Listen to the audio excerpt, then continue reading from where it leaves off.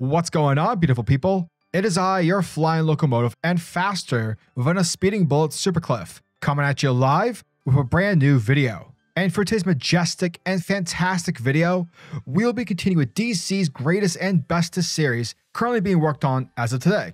And that, of course, is Batman Superman World's Finest, issue number 10.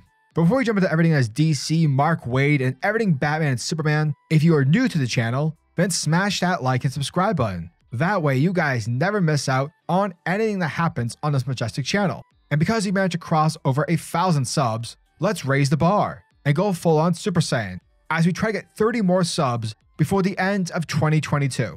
So yeah, don't be rude, it's free folks, it's the price of admission. Don't be a nerd, show some class, hit that subscribe button. Thus, without further ado, let's dive into a new phase, a new step forward in Batman Superman World's Finest, issue number 10.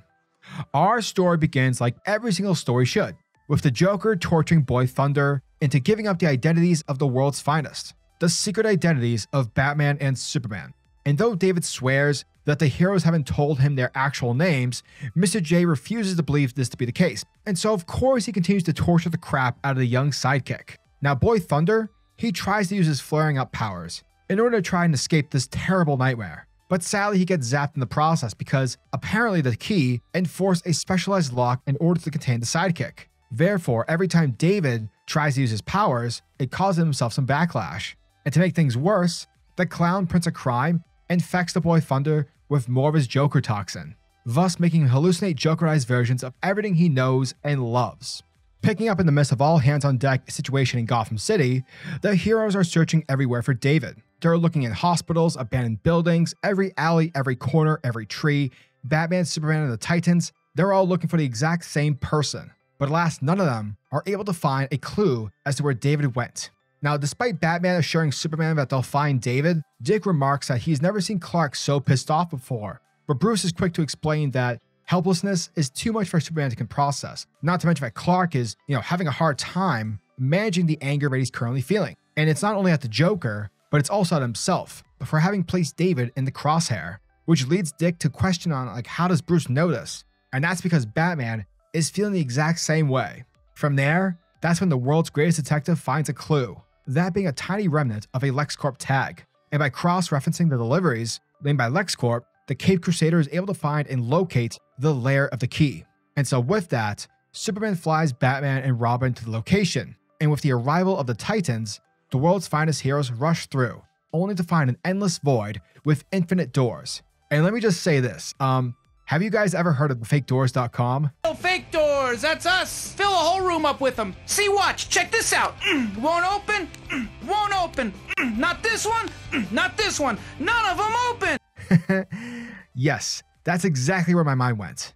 Anyways, picking up with the Joker, who at the moment is delightfully preparing his crowbar session for Boy Thunder, David regains consciousness after having passed out from the horrific nightmare that Mr. J had put him in. And upon waking up, he finds that the key is sitting right next to him, admiring the effect that the chemicals had on Boy Thunder.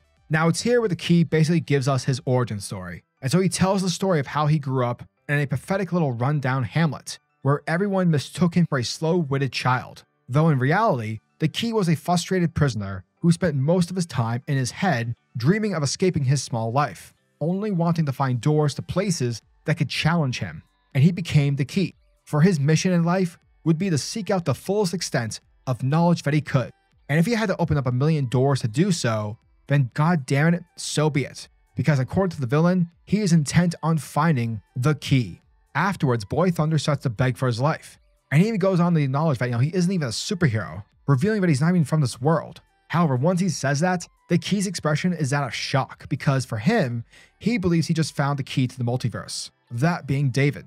Picking back out with Superman and the Titans, opening every door into the void, finding some to be rigged with death traps, the heroes quickly realize that they'll never be able to find the right door in time, since there are an infinite amounts of doors that keep fading in and out at random intervals. However, the world's greatest detective sees a pattern to the randomness, and so he puts forward a theory, which is that although the Joker wears gloves, the key doesn't, and so he must have left some residue on the door that he used, to which leads Superman using his microscopic vision to spot the key's fingerprints on the correct door handle.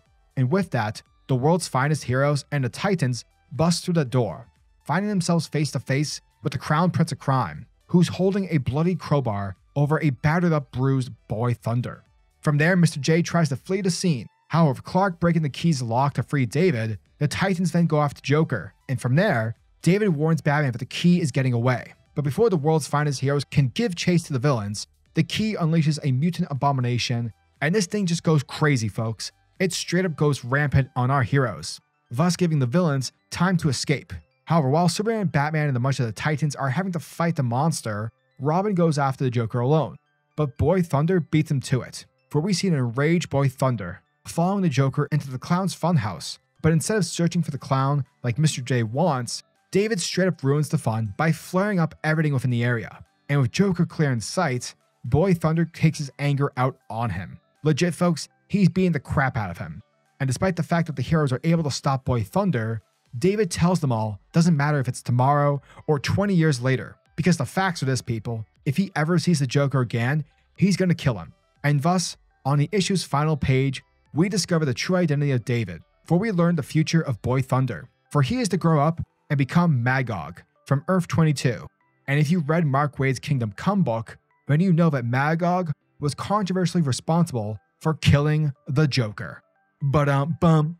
And that, folks, was the end of Batman Superman World's Finest, issue number 10. And thank you guys for checking out my video, as it truly means the world to me. So yeah, I have one word to describe this issue. Two, if you want to be technical. Holy crap.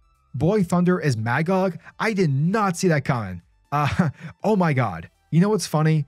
Back in my first video for World's Finest issue 1, I literally thought that the bad guy, who was controlling Metallo at the time, was Magog. But instead, it turned out to be Devil Neza. So ever since then, my Magog radar just hasn't been on of late. And given the fact that, he was part of the Dark Crisis, being a part of the Darkness's army, I just didn't see this coming at all.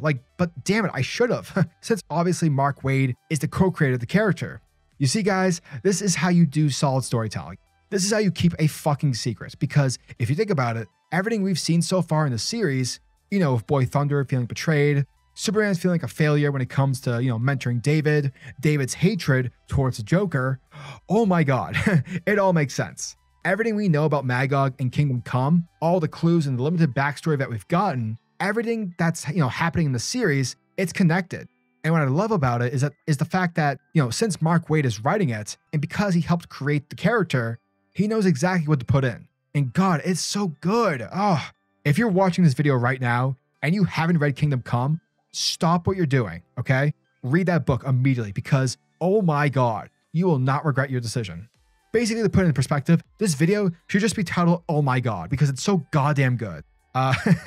Yeah, hot damn, what a great surprise. What a beautiful and terrifying way to enter 2023. Thank you, Mark Waid, you are majestic. So yeah, as always, I'm your majestic sayer over at SuperCliff, and if you guys are new to the channel, then do me a solid by smashing that like and subscribe button, and also the notification bell so that you'll never miss out on an upload, and so that you'll always be kept up to date with your favorite top tier comics happening in the comic book world. Now tell me, what are your thoughts and opinions on this issue? Are you guys excited for issue number 11? Let me know down in the comment section below. And until the next video,